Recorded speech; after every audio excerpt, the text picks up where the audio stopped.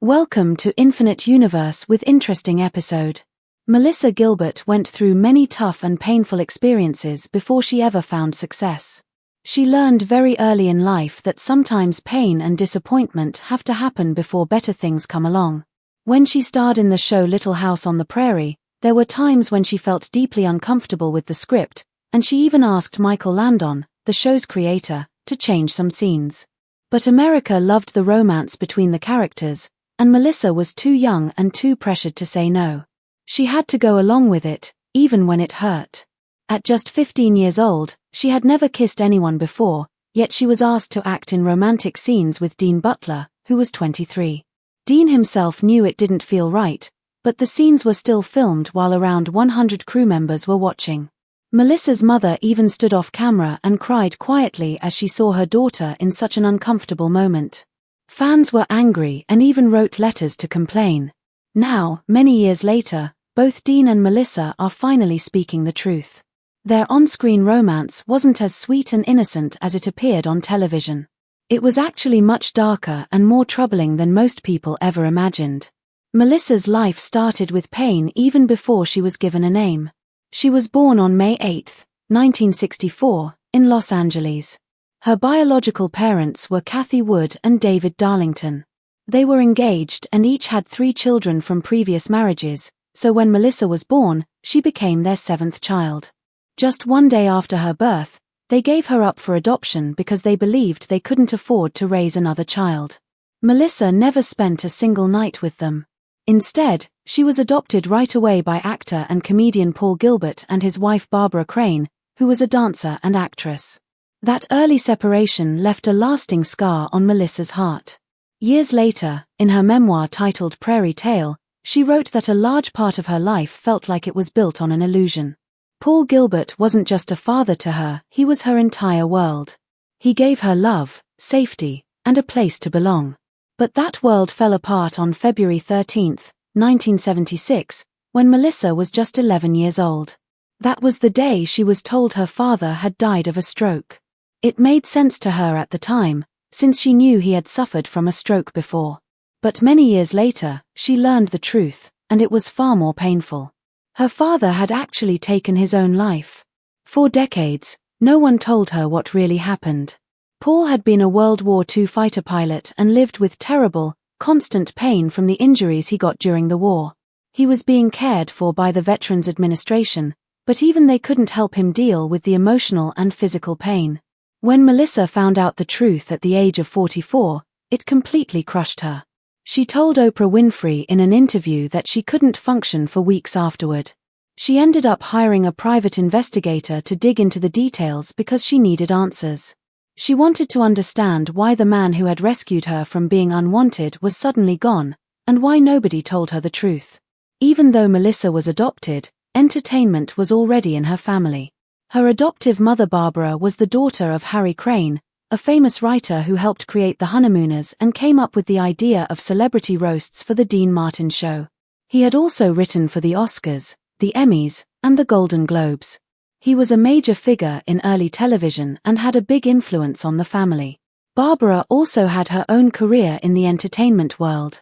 Because of that, Melissa grew up surrounded by scripts, cameras, red carpets, and the fast-paced world of Hollywood. It wasn't something far away or mysterious. It was just part of her everyday life. Melissa wasn't the only child in the family to enter show business. In 1967, Paul and Barbara adopted another child, Jonathan Gilbert. Then in 1975, Barbara had a daughter named Sarah with her new husband, Harold Abeles. All 3 children, Melissa, Jonathan, and Sarah, ended up becoming television stars. But Melissa stood out early. Before she was even 5 years old, she was already acting in commercials. One of her most famous ads came in 1977, when she appeared in a commercial for Alpo dog food alongside Lorne Greene. Their chemistry was natural and charming. Melissa talked proudly about her dog Fluffy winning a blue ribbon, and viewers loved her.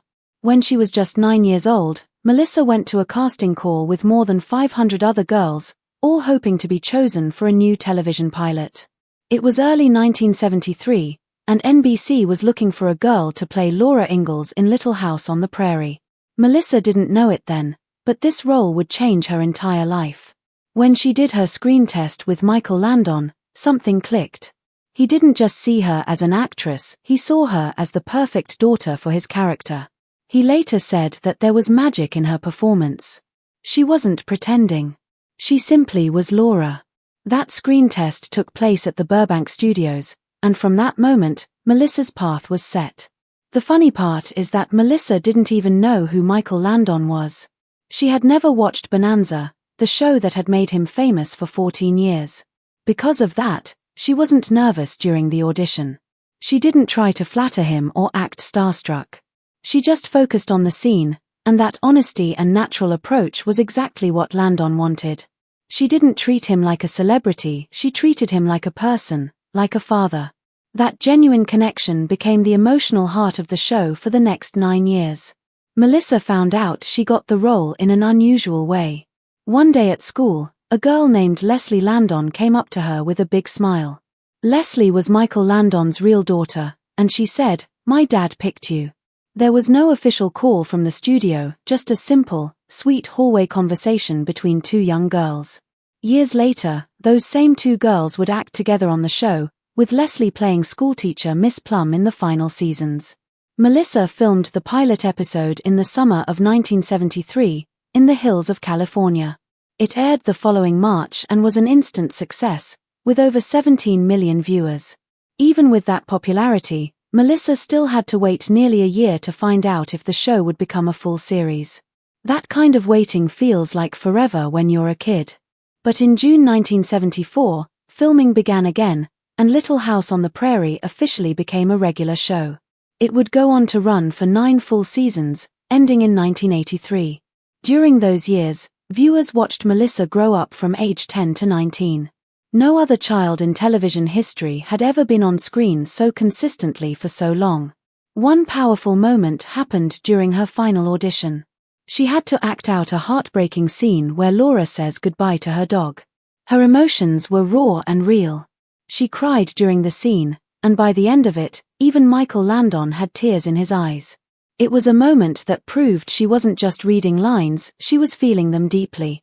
Melissa didn't just grow up on the show, she also took on other important acting roles. In 1979, she played Helen Keller in The Miracle Worker at just 15 years old. The role was emotionally intense and earned her an Emmy nomination. A year later, she played Anne Frank, another difficult and meaningful part, and received another Emmy nomination.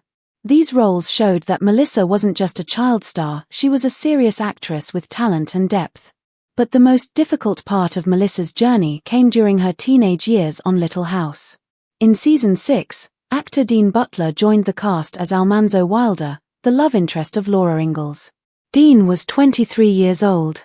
Melissa was only 15. The 8-year age gap caused discomfort and even outrage. At the time, television was supposed to be family-friendly, and this casting choice didn't sit well with many people, including Melissa herself. She was still a teenager in high school, while Dean was already an adult. Yet they were asked to act out romantic scenes, including emotional moments and kisses. Melissa was heartbroken when she first found out Dean had been cast. She had hoped to work alongside someone her own age, someone who understood what it was like to be a teenager. Instead, she was told she'd be acting opposite a grown man, someone with facial stubble, someone she'd be expected to kiss on camera. She felt scared, angry, and sick to her stomach. The episode titled Sweet 16 featured Laura getting her first kiss. It was also Melissa's first kiss in real life. She had never dated anyone or even held hands with a boy before. And now she was being kissed in front of cameras, bright lights, and almost 100 crew members. Dean Butler admitted later that he felt very nervous. He said Melissa was just a little girl, and he knew that if the same casting happened today, it wouldn't be allowed. Melissa's mother Barbara stood off camera and cried when the kiss happened. It wasn't a happy moment for her, it was painful. She didn't want her daughter to have that experience in front of the world. Dean later said that Barbara never liked him, and when the kiss finally happened, her sadness turned into heartbreak. Melissa, meanwhile, tried to avoid the scenes. She begged Michael Landon to change them. "Can't it just be a hug?" she asked. But the scripts kept coming, and she had to go along with it. Some viewers loved the romance. Others were horrified. A mother wrote to a newspaper and said the casting director should be punished for pairing a teenage girl with an adult man. Dean received letters from fans who said the scenes made them feel uncomfortable. Even television critics warned that the role would be the most difficult of the season because of the disturbing reality behind it. Despite the backlash, the Sweet 16 episode was a ratings hit and even received an award years later for being one of the most memorable kisses in TV history. But the cost was high. Melissa was forced into adult situations before she was ready. Her childhood was shaped by scripts she didn't write, and her private emotions were exposed to millions. Dean Butler later admitted that it could never happen in today's world, and thankfully, times have changed. Melissa's personal life also suffered deeply. While everyone saw her smiling on TV, she was struggling in private. By her teenage years, she began drinking. As she got older, it turned into a serious addiction. By adulthood, she was drinking 2 full bottles of wine every night. She once passed out in her dog's bed while entertaining a guest. That was the moment she realized something was very wrong. But it wasn't just alcohol, she was also using cocaine. The fame had left her feeling alone, and the pressure never went away. Drugs and alcohol numbed the pain for a while, but they also damaged everything in her life. Her relationships were broken. Her parenting suffered. One day, her own son begged her to stop drinking. That moment hit her harder than anything else ever had. The next day, she joined Alcoholics Anonymous. The 12-step program saved her life. In meetings, she heard others share their painful stories, and she finally felt less alone. She opened up about everything in her memoir Prairie, talking honestly about her addictions, broken relationships, and how being a child star had scarred her. But even later in life, more trauma followed. In the early 1990s, Melissa auditioned for a role in Oliver Stone's movie The Doors. What happened during that audition haunted her for years. Stone had apparently been angry at her for criticizing him in the past. He handed her a fake scene that wasn't part of the real script. In it, she had to get on her hands and knees and say, "Do me, baby." She felt humiliated and started to cry. Stone looked at her coldly and said, "Good. That will make it better." It was a cruel moment that added to the emotional wounds she had carried for decades. Through all the pain, Melissa Gilbert survived. She eventually found peace, love, and healing. But her story is a powerful reminder of how fame can hurt as much as it helps, and how behind the perfect TV image, real lives can be filled with sorrow, pressure, and strength. The casting director had stepped out, leaving Melissa Gilbert alone with Stone and another actor. What followed still haunts her. She ran out of the room in tears. To this day, she believes the entire situation was designed as punishment. Stone denied it later, but Gilbert never wavered in her version of the event. Not long after, she met Beau Brinkman. On the surface, it seemed like a Hollywood love story. They were engaged only 6 weeks after meeting, but things quickly turned dark. Beau was emotionally abusive, an alcoholic, and unfaithful. Their 6-year marriage became a slow, painful collapse. His cheating wasn't hidden, it was bold and unapologetic. One of the most painful betrayals came when he allegedly slept with Shannon Doherty, Melissa's former co-star from Little House on the Prairie. Shannon had once admired her like a big sister, but now she had contributed to Melissa's heartbreak. At the time, Shannon was just 19 and Brinkman was in his 40s. Years later, when asked what she would say to Shannon if she ever saw her again, Melissa didn't hesitate. She said she wouldn't say anything, she would just punch her in the nose. But that betrayal wasn't even the worst. Just 2 months after Melissa had a C-section to give birth to their son, Dakota, she was woken in the middle of the night by his cries. She went downstairs to warm a bottle. What she found shattered her. Beau was on the couch having sex with another woman. The dim light from the TV flickered over the room. For a moment, she thought she was dreaming. But she wasn't. When she stood frozen in shock, Beau looked up and said, "What are you looking at?" There was no shame, no apology, only arrogance. Melissa didn't scream or cry. She walked to the fridge, got the milk, warmed it, and went back upstairs to feed her son while her husband continued cheating downstairs. The woman on the couch turned out to be a sex worker Bo had found through a late-night program called The Robin Bird Show. When Melissa later confronted him, he blamed her. He told her it was her fault for not being sexually available after surgery. But that wasn't the end of the horror. After the woman left, Bo came upstairs angry. He yelled at Melissa, asking, "What's your problem?" When she tried to stay calm for their baby's sake, he still pushed her into a fight. When she told him she couldn't believe he brought a hooker into their home, he simply replied, "Yeah, what's your problem?" He kept lashing out, calling her selfish and blaming her for his failing career. His emotional abuse continued. When Melissa told her mother she was pregnant before telling him, because he was unreachable, he punished her with 3 days of silence. He even missed their baby shower because he went on a drinking binge. Her life was not just a series of events but a series of emotional battles. Still, she pushed forward. After her failed marriages and years of surviving emotional storms, Melissa found something rare and real at age 48, true love. His name was Timothy Busfield. They had known each other for over 20 years through industry events and sets, but had never been more than acquaintances. That changed during the holidays in late 2012.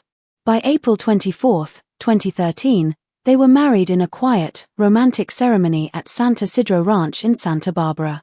She wore a bold red strapless gown by Morgan Le Fay, choosing confidence over tradition. Melissa had 2 sons, and Timothy had 3 children. They weren't starting over, they were blending lives. But for the first time, Melissa felt the love was equal.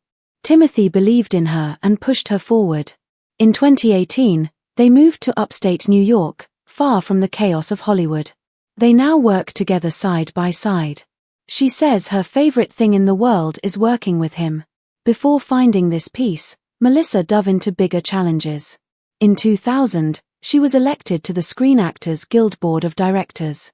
Just a year later, she shocked the industry by becoming the 3rd woman ever elected as SAG president. Her opponent was Valerie Harper.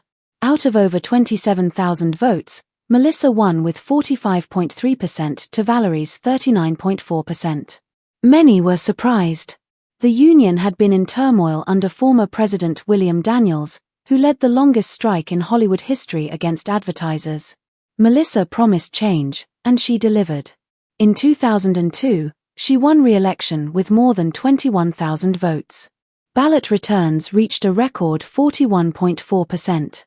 During her presidency from 2001 to 2005, she met with senators, mayors, and governors, becoming one of the most powerful labor leaders in the country. In December 2001, she also became vice president of the AFL-CIO. From a child star to a labor leader, Melissa kept evolving. Then in 2015, she took another surprising leap. At age 51, she announced she was running for Congress not in California or New York, but in Michigan's 8th district. She had moved there only 2 years earlier. Her opponent's team immediately attacked, calling her a tax cheat. It was revealed that she owed nearly $500,000 in unpaid taxes. Melissa admitted it, citing a combination of career setbacks, the recession, and divorce. She was on a payment plan and still moved forward with her campaign. But the journey was cut short. On May 24, 2016, she suddenly withdrew from the race. The reason wasn't political but physical.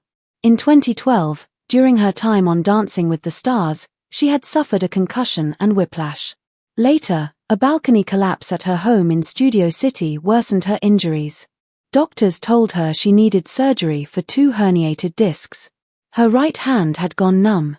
She felt sharp pain in her arm and constant discomfort in her neck.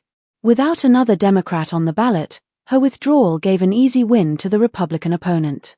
The race was over, but Melissa's advocacy didn't end.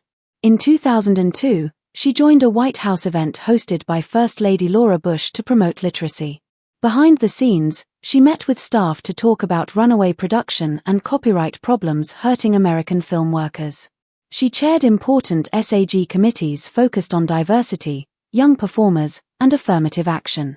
She supported Planned Parenthood and even marched in Walk for Choice events. Melissa and her brother were both adopted, so her pro-choice stance was deeply personal, not just political. In 2014, before she ran for Congress, she campaigned for Michigan gubernatorial candidate Mark Schauer. Her loyalty to Democratic causes was real. But long before politics, one of her most iconic public moments came in 1985 when she was just 21. She became the youngest person ever to receive a star on the Hollywood Walk of Fame. It still sits at 6429 Hollywood Boulevard, honoring a life already filled with accomplishments. By that time, she had already produced The Miracle Worker, which won an Emmy in 1979. She had acted in more than 30 commercials by age 2 and worked with legends like Henry Fonda. In 1987, 2 years after getting her star, she made her off-Broadway debut in A Shayna Maidel and won the Outer Critics Circle Award for Best Debuting Actress. At age 50, in January 2015, she made a big personal decision. She had her breast implants removed. It was about more than health. It was rebellion. For years, Hollywood had told her how to look. She got implants after a divorce, hoping to feel more confident while dating. The surgery went fine, but over time she became uncomfortable. She didn't like how they looked or felt. She even joked that a Zumba class could give her 2 black eyes. But beneath the humor, there was serious thought. She started imagining herself at 80 years old, needing hip surgery and also needing to replace expired implants. She realized the implants had a shelf life, and she didn't want to keep living by someone else's standards. So she removed them and reclaimed her body. In 2012, at 48, she joined Dancing with the Stars. The pressure to look young was intense. It was the peak of Botox, fillers, spray tans, hair extensions, and breast implants. Looking back, she said she didn't recognize herself. She compared her face to a cartoon character. Botox froze her expression. She kept trying to hold on to youth, even when she knew it was impossible. One day she saw a photo from an event and it hit her hard. That image, and the quiet support of her husband Timothy, pushed her to change. He loved her exactly as she was. Her honesty first came out in her 2009 memoir Prairie. It was raw and open. She talked about trauma, addiction, and hiding behind fame. Alcohol had been a social tool but turned into a way to numb pain. Then came cocaine. Her childhood stardom, constant attention, and loneliness had crushed her. The book shared painful stories, nights she couldn't remember, relationships she damaged, and sadness she tried to bury. But her children saved her. They asked her to stop drinking. That was the wake-up call. She got help. She joined 12-step programs and went to therapy. Slowly, she rebuilt herself. The book wasn't just a tell-all, it was proof of survival. She showed others that healing was possible. Later that same year, she returned to Little House in a powerful way. She played Ma in Little House on the Prairie, the musical. It opened in Minneapolis in August 2008 and was a smash hit. Tickets sold out. Then came a 28-city tour across the US and Canada. It lasted 34 weeks. She wasn't just starring in the show, she was the national spokesperson. The tour worked with Habitat for Humanity to build homes in every city and partnered with the Seeing Eye to support guide dog training. Her return wasn't about nostalgia. It was about reconnecting to values, honesty, strength, and family. These mirrored her own life journey. That same strength showed up on Dancing with the Stars. Though she finished 5th, her time on the show was unforgettable. Her partner Maxim Chmerkovskiy was intense and fiery. They had their clashes, but their chemistry made each performance electric. Every week felt uncertain, like a cliffhanger. She even danced through injury. In April 2012, a concussion nearly took her out. She rested for 1 day and came back. Her standout was a samba with both Chmerkovskiy brothers. One judge called it a Chmerkovskiy sandwich with Melissa in the middle. On her final night, her 48th birthday, she got her highest score. Still, she was eliminated. But she wasn't sad. She said she was amazed she made it that far. Then in 2024, Little House on the Prairie celebrated its 50th anniversary. The reunion event was massive. More than 18,000 fans attended. Melissa Gilbert and Dean Butler took the stage together, not as Laura and Almanzo, but as two friends who had grown up under the spotlight. They shared stories, laughter, and the love that never left them or their fans. Thanks for watching. Keep it and stay tuned. Like and subscribe our channel. Have a good day.